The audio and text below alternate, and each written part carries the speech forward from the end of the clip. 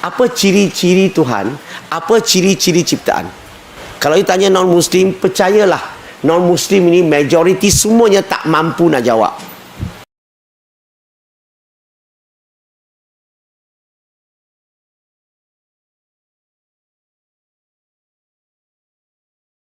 Kalau you tanya orang bukan Islam, macam mana nak bezakan Tuhan dan ciptaannya? Berarti, apa ciri-ciri Tuhan?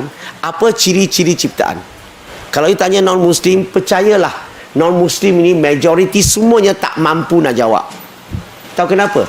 Sebab agama mereka tak ajar kenal Tuhan. Agama mereka ajar sembah Tuhan buat baik.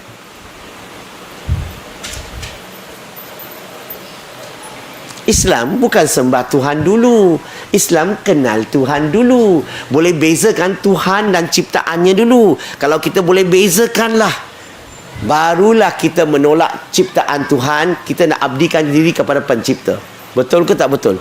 Baru boleh jadi la ilaha illallah.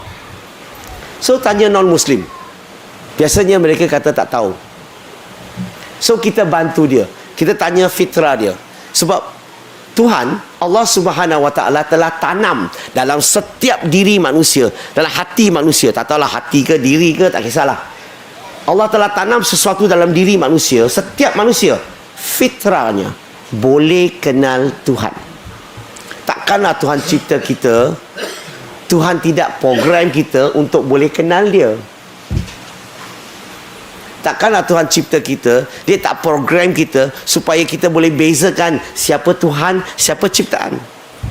Dan kalau kita tanya fitrah manusia, fitrah tanya aja, dia boleh kenal Tuhan. Contoh-contoh, kalau tanya dia, Acong, you rasa-rasalah, itu Tuhan kekal selama-lamanya ke tak kekal selama-lamanya?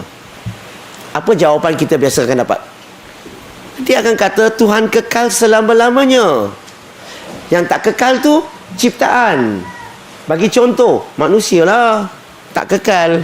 Lagi binatang pun tak kekal, tumbuh-tumbuhan pun tak kekal. Nampak tak? Dia boleh beza tak sekarang? Ciri-ciri yang pertama, dia boleh beza.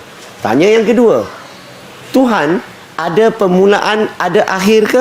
Ada ataupun tak ada permulaan, tak ada akhir? Kekal selama-lamanya maksudnya tiada permulaan, tiada akhir. Ciptaan ada permulaan, ada akhir. Berarti apa-apa yang ada permulaan, ada akhir, lahir dan akan mati, dia tak mungkin boleh jadi Tuhan, dia ciptaan. Soalan ketiga, Tuhan ni terikat tak kepada masa, ruang dan jisim? Tuhan terikat tak kepada masa?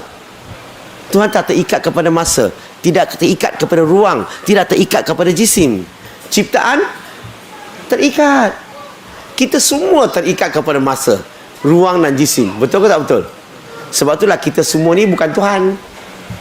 Apa-apa yang terikat kepada masa, ruang dan jisim, ciptaan. Tuhan bergantung tak kepada apa-apa? Tanya dia, Tuhan perlu tak matahari, udara, makan minum untuk hidup? Dia akan kata tak perlu. Ciptaan perlu. Last, Tuhan perlu rehat dan tidur? Dia kata tak. Ciptaan perlu. Okey, sekarang ni kita ulang balik. Kekal selama-lamanya Tuhan. Tiada permulaan, tiada akhir, tidak terikat kepada masa, ruang dan jisim, tidak bergantung kepada apa-apa dan tidak rehat dan tidur. Ciptaannya sebaliknya. Kalau dia boleh jawab begini, sebenarnya fitrah dia sudah kenal Tuhan. Ciri-ciri Tuhan. Dalam masyarakat kita ni ada macam-macam Tuhan orang sembah kan? Boleh tak you bagi saya satu nama, satu Tuhan yang orang sembah yang ada 5 ciri-ciri ini? Kekal selama-lamanya, tiada permulaan, tiada akhir, tidak terikat kepada masa, ruang dan jisim, tidak bergantung kepada apa-apa dan tidak rehat dan tidur. Biasanya jawapan dapat apa? Mereka akan kata tak ada. Tak ada? Semua Tuhan dalam pasaran dia cakap tak ada. Maksudnya apa? Maksudnya dia surah lafaz la ilaha. Dia surah lafaz la ilaha. Dia telah menolak semua Tuhan dalam pasaran. Tak ada satu pun mempunyai ciri-ciri ketuhanan. Sebab dia tak boleh bagi satu nama pun. Tanya dia, ada tak mana-mana kitab di dunia sebut tentang ciri-ciri Tuhan sedemikian?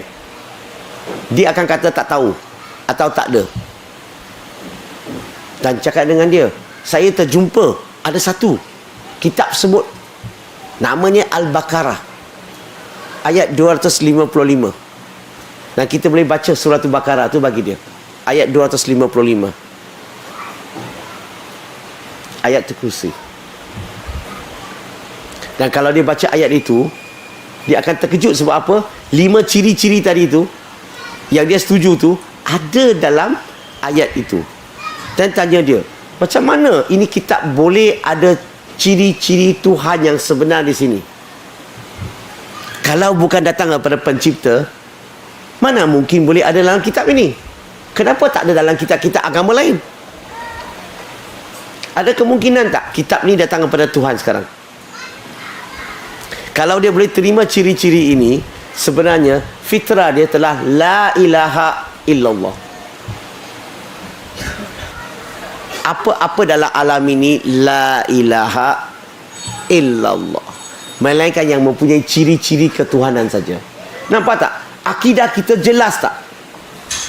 Akidah kita bukan sekadar percaya, tapi kita boleh terangkan dan boleh buktikan siapa yang layak disembah. Sebab kita tahu ciri-ciri Tuhan tiada pada ciptaannya. Setuju tak?